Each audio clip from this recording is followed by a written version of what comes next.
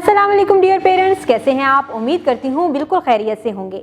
आज आपके बच्चे ने स्कूल में शीन से शुरू होने वाले बहुत से नए अल्फाज सीखे हैं। उसने कहानी सुनी, उसमें भी ऐसे अल्फाज थे जो कि शीन से शुरू होते थे, और उसने बहुत सी नई तस्वीरें भी देखी हैं जिनके नाम शीन से शुरू होते हैं।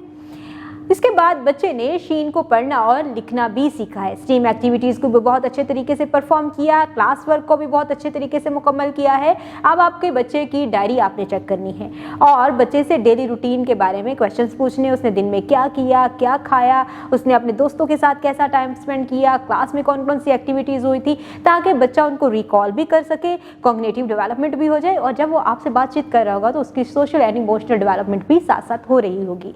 इस तरह से बच्चा बेहतर तरीके से आपके साथ एक लिंक डेवलप करेगा और आपके साथ शेयर करना सीखेगा कि उसने अपनी डेली रूटीन आपके साथ कैसे शेयर करनी है। उम्मीद करती हूँ आपने आज की इस वीडियो से बहुत कुछ सीखा होगा। मज़ीद सीखने और जानने के लिए हमारे साथ रहिएगा। मिलते हैं अगली वीडियो में, तब तक के लिए अल्लाह हाफिज़।